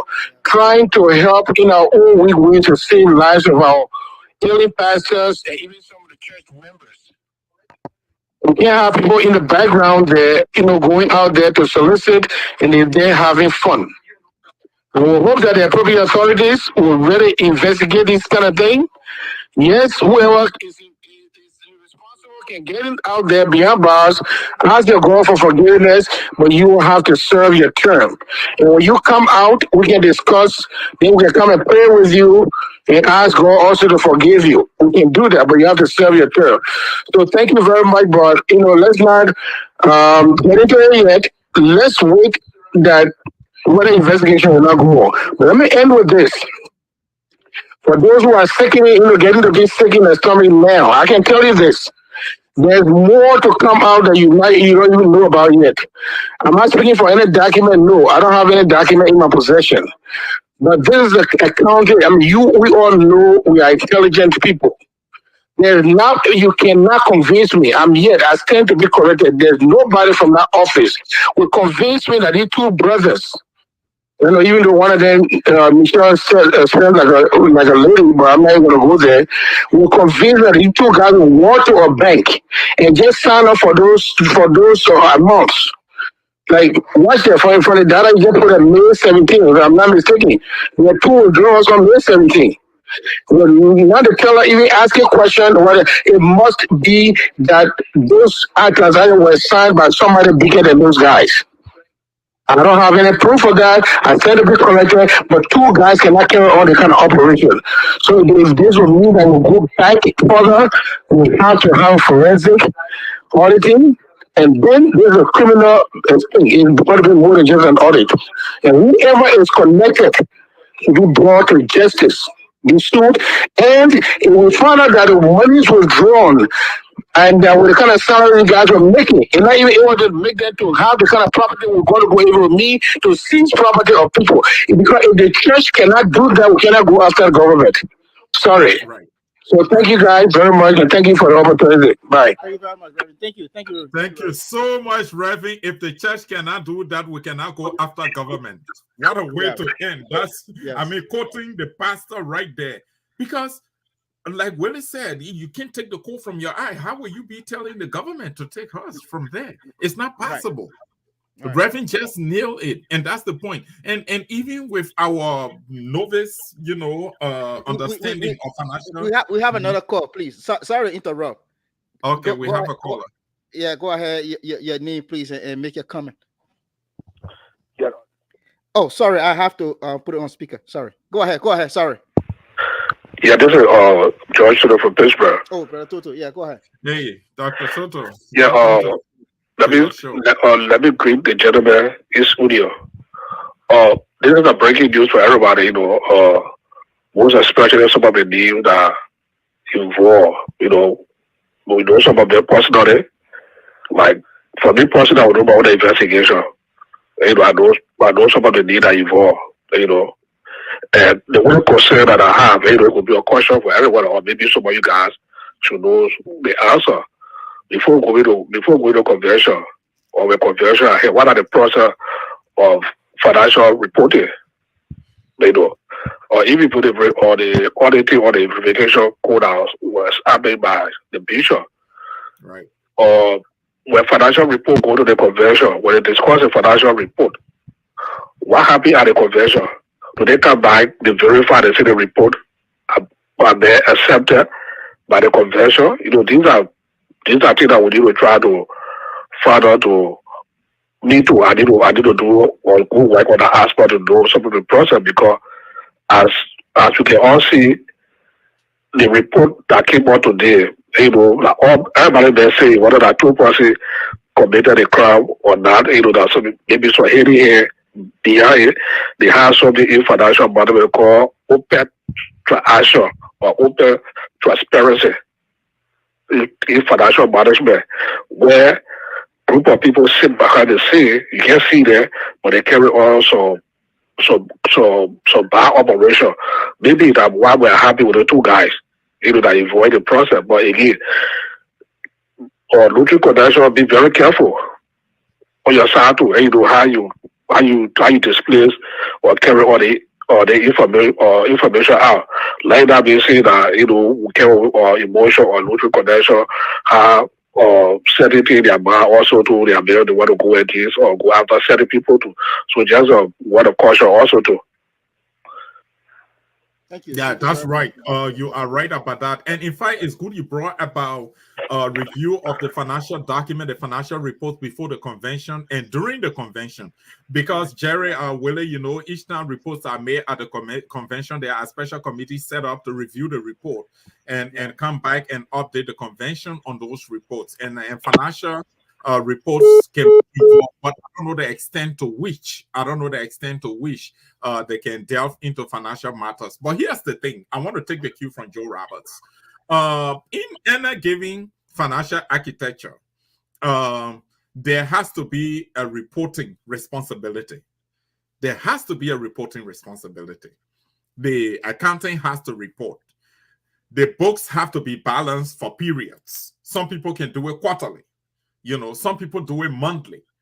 So if your book is not being balanced, it's being offset by confounding variables, then you have a responsibility to know where the confounding variables are coming from. Why are they in the Damn, system? the man speaking statistic. The man is a PhD candidate for true. They may have gone back on Capitol Hill, man. They may go back. Confounded variable. They may go back under the Palava Hut. So we are not under the Palava Hut. So the question here is, how come? Was there no financial report, no quarterly report, no monthly report, no balancing of the books from 2020 to 2022, Jerry, Willie? That's a high risk right there. Tell me something. No reports? Mm. Well, like Dr. Toto said, we also will need to try to see how we can be able to get some more information from our sources as to what happened during the convention, because we were not there, and ITV tried to carry it, but I think ITV, because of some financial constraint, was not able to go into every detail of the convention, and our focus was so much on the issue of the compromise and how you call it, and the smooth transition and all of those things. So the electionary process. So we need to find out what happens. Did the committee on pastor report or the committee on the treasurer report, did they qualify the document or did they unqualify the document? I mean, these are issues that we need to understand. And what was the role that they played? Because the report came out, and the financial report was displayed. And I think the executive committee saw the financial report, and I'm not too sure anybody raised any qualm as it relates to the issue of this kind of gross financial misappropriation. You understand that? So we need to dig further to understand what actually went on and how the process is, like Dr. Toto said. But over and above that, Joe, there are other issues that we need to take into consideration, and it's just from a layman perspective. Like you correctly stated, the financial architecture has reporting mechanism. You understand? And everybody will want to be suspicious in wanting to ask that question, be it speculative or not, but to say, wait now, don't you think somebody else with greater authority might have been involved? And that is a question I asked previously. Who is the head, or what's the structure? Those guys must be supervised by somebody. Who's supervising them? Has the asset verification committee contacted that person? I think that's where we're going, Joe. We want to know. If you contacted the person, what was the response of the person? Can you, I don't know, can you say something towards that? So Joe will come in on this, but I would say that from credible information, we gathered that the treasurer, the asset verification committee, was so I will go back a little bit, that the executive council meeting in Banga, during the executive council meeting, the bishop informed the executive council of the administration intent to do asset verification. The executive council endorsed the idea. Then when after the executive council meeting, they went to in September. The leadership was informed that and was introduced to the committee, informing them that the committee will be working on asset verification, and the staff members were asked to cooperate with the asset verification committee.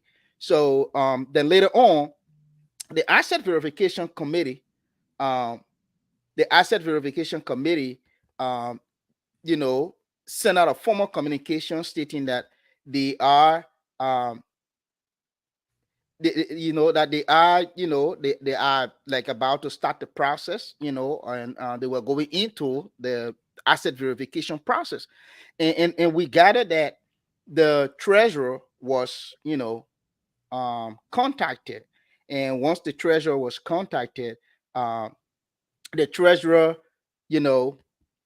went to her lawyers, Okay, the treasurer was asked was contacted and invited to speak with the committee, and I think that's a normal thing. That it's because, to be honest with Yeah, you, whether we talk about, I would say, person of interest, all of them, not just the treasurer, so many people in the right? church. Even So many any people, of yeah, us so on this many people, platform, any of us yeah. on this platform, if the So committee deem it necessary to speak with the, us, they will write if, us. if the committee if You the know, committee calls normal. me, the Mhm. committee got my number. If the committee calls me, I mean, I will avail myself to speak with the committee. And so yes, so the committee, and the journey of 1,000 miles begins with the first step. So the Right, committee had to start from somewhere.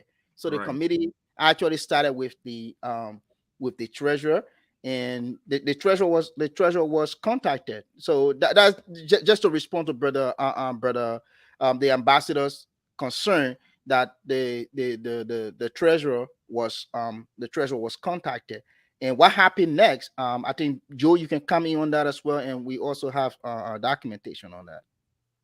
Right. I think that's the point where the treasurer's attorney had to come in, giving what we gather from our sources, asking for the deferment. The major thing here is the request for the deferment of Right. the verification process, because I think probably everyone will want to know why would the treasurer request for the deferment of the verification process, and not just directly to the committee, but I think the request came through her attorney.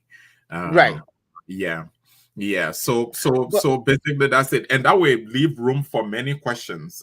This is a right. verification process that being endorsed by the executive committee of The the executive committee. council of the church. Mhm. And why would the fiscal manager be seeking deferment at this point? That will lead to setting. And then we also have this trigger, which comes on the margins of the verification process. So yeah, I think that's a bit of concern too. But again, like other callers have said and individuals have commented, the legal process is going to unravel almost everything involved in these financial reported financial improprieties, and there's more to come from what we are hearing from different individuals, financial managers. Their thoughts, their opinions about it, they matter a whole lot in terms of the way it works. So we want to know what's going to be unearthed from the litigation process when it goes to court. But as far as things stands, it is alleged that the two individuals were able to successfully withdraw from the accounts of the Lutheran Church in Liberia in different amounts, $3,900, almost $4,000, $25,000, and 14,000 respectively. So this is an issue, a serious issue of concern. Yeah. Brother Joker, I just want to comment quickly on something, and we also want to state here for the record that from our sources that this news was broken by the treasurer, okay, who happens to be like the supervisor of that department. That two of her, junior staff members uh, were involved in this practice. So it's like the information. What we got is that she broke the news. She broke the news, but So the current leadership. to the current leadership. Yeah, she broke the news to the current leadership. But also, earlier on you spoke that she went to her lawyers, her in her lawyers asked for deferment. I just want to it's kind of small. I think it's the sizing of our like the document that we receive. I don't know if this is bigger enough that I've tried to screen it, but It's not too um big, but at least you have yes. shown that. Yeah, at least Yes. we've shown that. So, Yeah. for those that are watching, the rights and the right and associates law firm is representing the treasurer. Um, and when Brother Jokai spoke of the fact that instead of writing like communicating with the church, they wrote to the committee, through the committee chair, Anthony Sandra Howard, chairperson, Chair Lily Lutheran Church in Liberia, Physical and Finance Verification Committee, Physical and Finance Verification Committee, Asset Verification, and it says here that they represent the legal interests of Mrs. May Peters Kanakai, treasurer of the Lutheran Church of Liberia, and it said that she has presented to the firm her concern, um, a concern from a communication, from the committee requesting her presence, but they are asking for a deferment. They are asking for a deferment on November 4th, at the hour of 10 a.m. So, I think the church will be responding to that, but we just wanted to. Right, you're right. That's the church's responsibility to respond to that communication. The church will be responding to them. Yeah, you're right, on Willie. that issue. Yeah, the church will be responding. But Joe, I want to understand something. I don't know what happened in my background, just got missing. But anyway, it's okay. I want to. I like the background you have, though. You got a beautiful background. You got a beautiful background. The family picture is right there, and we can see you right there. When I see that picture, I think of St. Peter's. All right, Willie. All right, Willie. You know, Joe myself know how to catch you. But let's go back to this. I when you say deferment, and it said that the letter is attempting to say that the client of that firm, is not opportune to appear at the time the asset verification want the person to appear, and so they are asking for a later date, or what? I mean, let me be clear on the legal language they use when they say deferment. I think from what I read in the document here, it says that the law firm is saying that the reason they are requesting for deferment is that they need time to acquaint themselves with the facts and circumstances of this matter in order to advise their client appropriately. So it's like they want to tell the client what to say and how to talk and everything like that. So they want to guide their client, So. This is normal in legal. It's fair enough. Yeah. Fair enough. But how did the two gentlemen, the cashier and the accounting, how did they get in prison in the first place? I mean, you say that they have preliminary investigation and they admitted to the crime. So the information we gather here is that when the chief finance administrator, who is the treasurer, broke the information, so based on the information that was provided, the government was involved. Okay, the government was involved because this has to do with theft of property. This has to do with forgery and everything, because those are some of the information that were coming out. And again, we wait for the investigation. So this is all from our sourcing. This is all preliminary information that and the guys admitted. So when the treasurer reported the information, we understand that Michelle and Osemio, they admitted. So when they admitted, again, because of concern of forgery and theft, and financial malpractice, the state was involved. So when the state appeared, they also consented. So they were asked to, cooperate with the state to do more investigation, to get more information from them, and they were taken to Central and I understand that they spend few time at Central. When I say few time, they spend few time in prison at Central.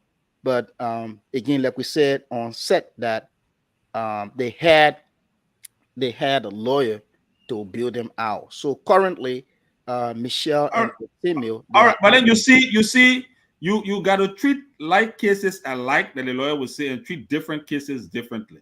I Right, think we need to sever some things here. And in the legal term, when they say sever some things, we need to separate some things. right, Um, the very first thing here, with all of what we have said and some of the information we got them, and it's not that we're trying to ask you questions to inform us. No, we're asking you questions so that you can inform the viewers, the so that viewers. they can Right, right, right. That's understand what the we do. pattern. So they Right. cannot be saying, "Oh, but you guys got the information. You're asking questions." No, no, we want you to know, and that is the Right. reason why we're asking the question, so one of us can be Absolutely. able to Absolutely. answer. But Absolutely. Yes. but the point we're trying to, I mean, to raise here in terms of the severing, is that the asset and verification committee, it looks they have not even started yet. I think the first start will be on the treasurer, who's is being represented and saying now that by a law firm, the right law firm, right, an associate law firm, and saying that, look, we want you to defer so we can advise our client, having understood or trying to understand, or after we understand the facts and circumstances, which is fair enough. But this issue about Otamiel and the other gentleman is something that is almost like a gearing up and preparing for court, because these guys perhaps may be sent to court if the church deems it necessary and the church wants to serve as witness. They will be prepared and sent to court on police charge, Right. Right. Right. because for them, they have already gone to the state and the state has started investigating. So the church is being serving as a witness in Witness Right. in this the Right. instance. process. The So church was that set up means as the witness. Yeah. verification committee have not even started yet. No, on these guys, no.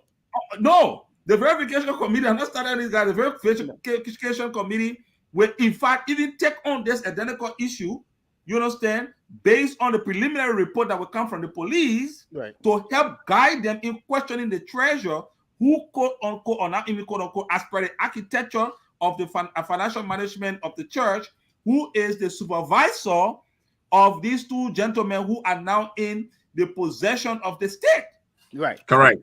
Right. And that is Correct. how they are going to, that is the process. So they perhaps might even be used later or subsequently, if they don't go to court or going to court. The asset and verification committee might even use them maybe as witnesses, you understand, going forward when it comes to the issue of this proceeding that we have to go on with the supervisor. Right. Because they cannot ask you to incriminate yourself, but they Right. could testify as credible witness.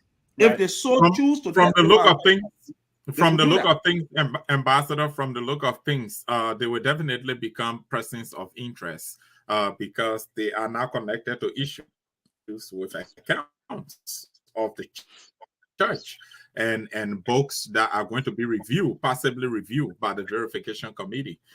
So definitely they are like prospective witnesses or persons of interest to the verification process, which is possible. But I agree with you that there has to be a clear delineation of what's happening. What's going on with the treasurer is a different scenario altogether.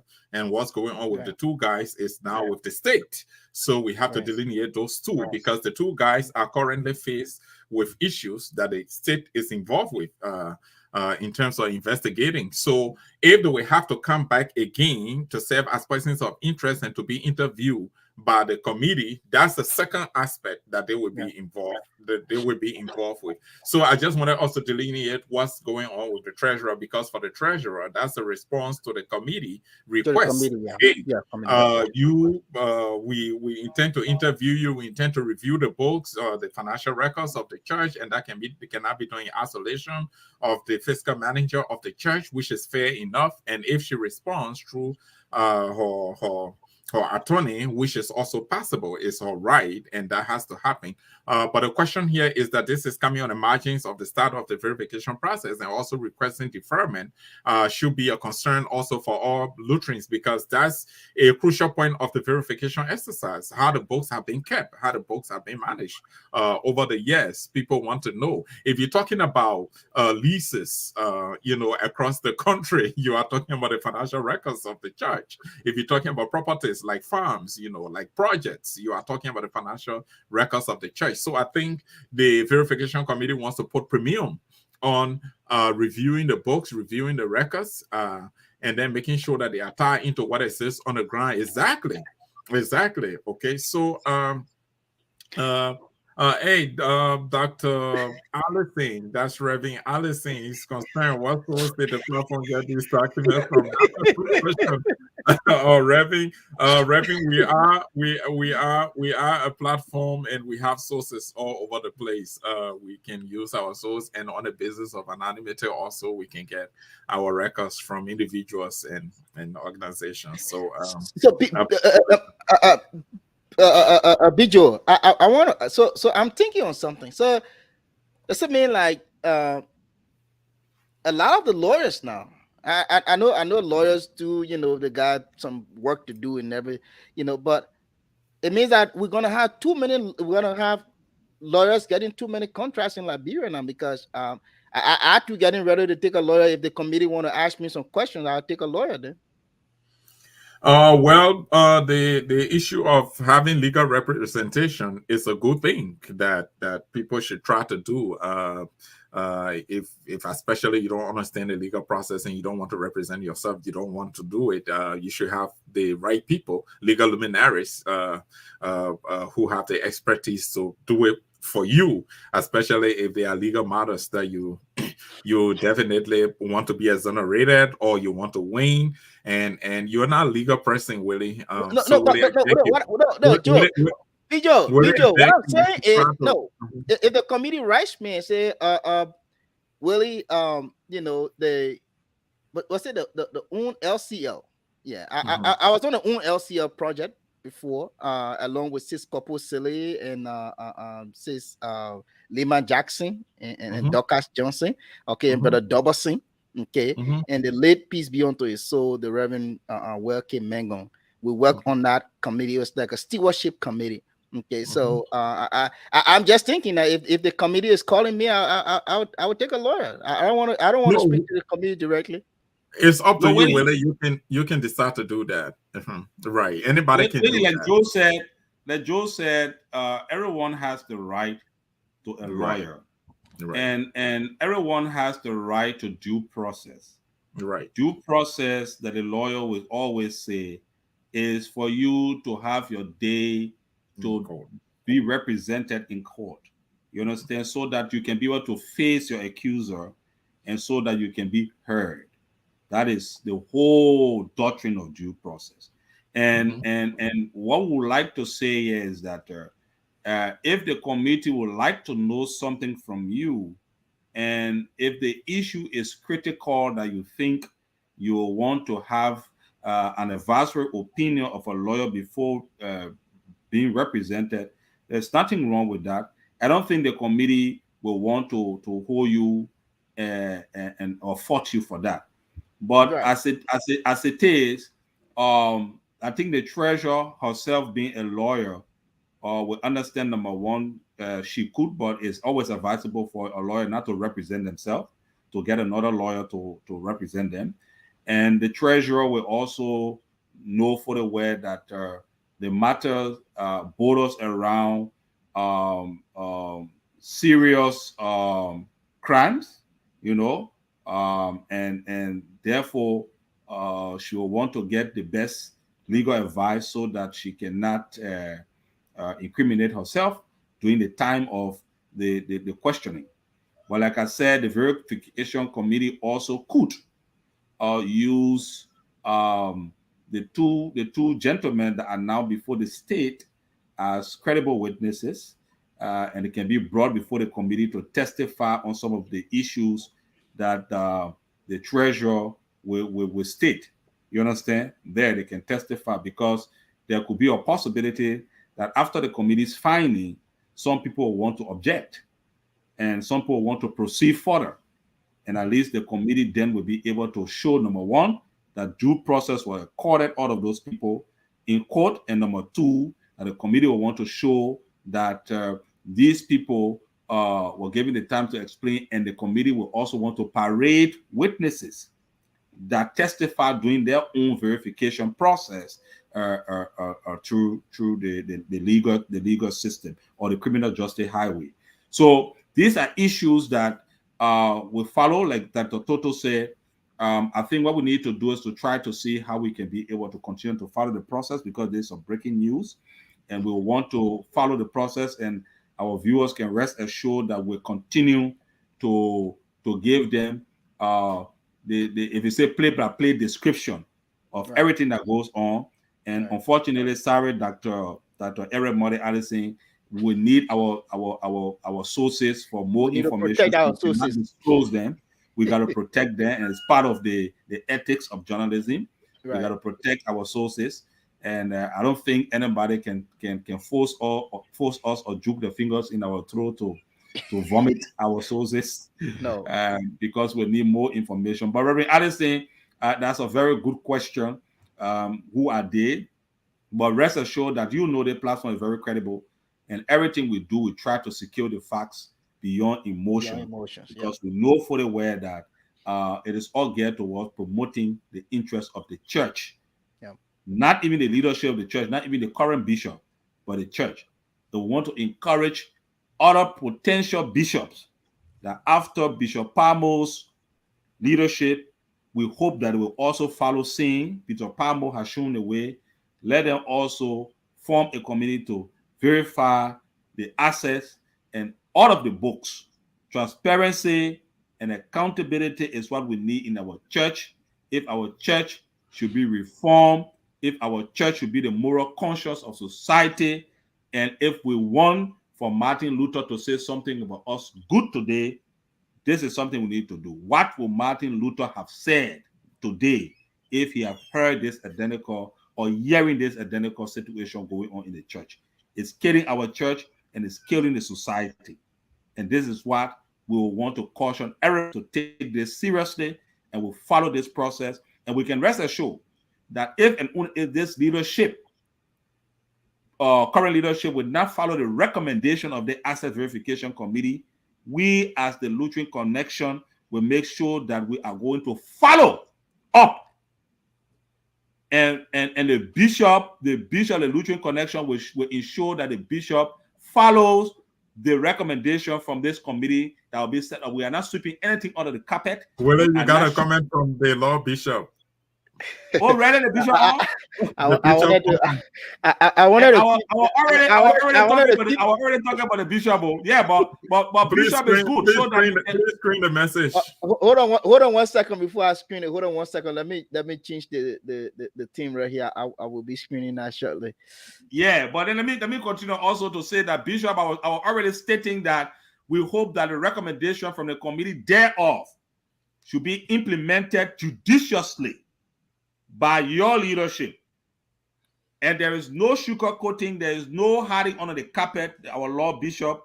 And we trust that with the way in which the process has started, at least, we are getting somewhere. We are now attempting to ensure that we just call our brothers and our sisters because we want to shame them. No, but we also want to ensure that the right thing is done for the betterment of our church. And Joe, I think I would take this as my closing statement.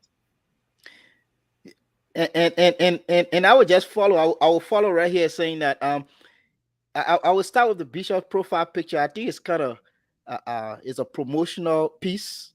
He is promoting the Orange Project.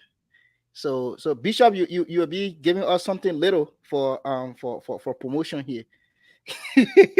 Right. We want to say thank you very much, Bishop, for coming on and letting us know that you are following Thank you so much, Bishop. We said from the start of the program that we are very much aware that this is going to become a full legal process. And in that case, we don't expect the leadership to opine on this issue because they will be definitely a party to the process. They might be invited by the state as witnesses or witness to the process. And so we don't expect that comment or opinions on the matter for now, but again, this is just consistent with what we believe in Lutheran Connection. We believe in accountability, we believe in transparency, and that's the contribution we want to make to the church. How people who you are going to entrust with responsibilities in your leadership can be accountable to Lutherans, to the LCL. We bring them here, they be able to tell us exactly the responsibilities they have and how they are carrying out those responsibilities. We also make sure that everything that has to do with the fights out there, Lutherans are fully aware of how the affairs of the church is being conducted. Today, we miss you for Bishop Hour, but notwithstanding, we had an important conversation around accountability, something that you have put premium on, your leadership has put premium on pursuing at all costs, which is important. And we believe in that because it is the basis for restoring confidence in the leadership. It is the basis for attracting donors or partners to support the initiative of the church. Look at our health institutions. Look at our educational institutions. Look at our pastors, their conditions, those who meet a retirement requirements. Even if they retire, where do we get money from to continue to pay them? Look at the pension scheme. Look at the assets of the church. Look at the different assets we have across the country, the way they've been managed and treated. So yes, a verification exercise is very popular because Lutherans believe that this is one measure by which we will be able to ensure accountability and people will restore confidence again in the workings of the leadership, and that can attract support, that can even renew the commitment of Lutherans themselves. We listen to Sister Viliga. She said people are even discouraged now to contribute to activities of the church, financial contribution. She talked about the people down in the Leeward counties, their conditions, they need help. How can people provide support for these things when these kinds of information are out there? And that is why we are here to propagate. That is why we are here to discuss in the interests of the church. So yes, Bishop, we look forward to sitting with you another time to talk about other updates. You need to provide your updates. It's going to be 2 months, but if you have time in between, you can let us know so you can appear to be able to bridge the gap, because the Lutherans are used to hearing from you now about the workings of your leadership. We don't have to talk about this legal issue when you appear, but there are other important things. You want to tell us about the Swan Project, you want to tell us about the Orange Project, you want to tell us about the setup of the verification committee outside of this current financial impropriety issue. These are things Lutherans wants to know, how far you have gone with these things, because they are fully aware. We talked about them before. They want to know now where the leadership is with all these developmental activities. So we look forward to having you on the show very soon. Is that a message from Reverend McKay, Willie? Yeah, Reverend McKay just posted this, that the bishop is not only growing trees, but he's also growing human beings through education and intellectual development, through agriculture. Through agriculture. Yeah. That's the Reverend J. Louis McKay. Yeah, that I just want to right. Oh, the bishop said that this is our cocoa nursery in Bonota. That's in Bonota, yes. That's the cocoa nursery. Yeah. Okay, that's good. So I just want to say thank you to everyone for being there with throughout. We went more than 2 hours today. We want to say thank you very much. Yeah, we want to say thank you very much. Interestingly, today I got in touch with the president of the Lutheran Pastoral Fellowship. We had a very nice conversation. You want to see what Reverend Allison wrote? This looks very good. You want to screen that? He said, don't forget that we past and present leaders are in the same boat. The LCL. That's right. Yeah, we all are in the same boat, Reverend. That's true. Right. Yeah, so as I was saying, sometime we're going to be having next month, we're going to be having the president of the Pastoral Fellowship, Reverend Jomani Wiggy. They just had a convention a couple of weeks ago. They had a convention, so we're going to be inviting him.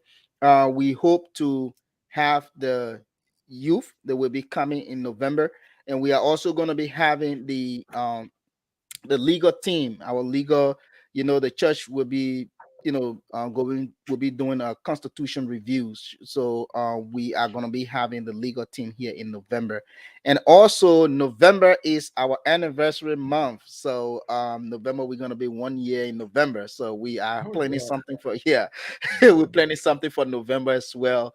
And I just want to take this time. Will it, on our schedule for November, we have to create time, not just the last Sunday. We need to create one early Sunday for the bishop hour. If we leave it to the end of the month, then it's going to take 2 months. It's going to take 2 months, which is not right. We need the bishop to come and provide some updates. Yeah. Bishop, your people are calling on you. They say we need to hear from you every month. Oh yeah, okay. You see that, Bishop? So, Bishop, every month. Thanks for the hard work. Yeah. Please, Bishop. Everybody want to hear from you. So So November is a packed month, but okay. Bishop said he will be here soon. He is following. He will be here soon. So like Brother Jokai said, we don't have to talk about what some issues that are going on. We don't have to talk about it when he's here, but we can still meet with our bishop.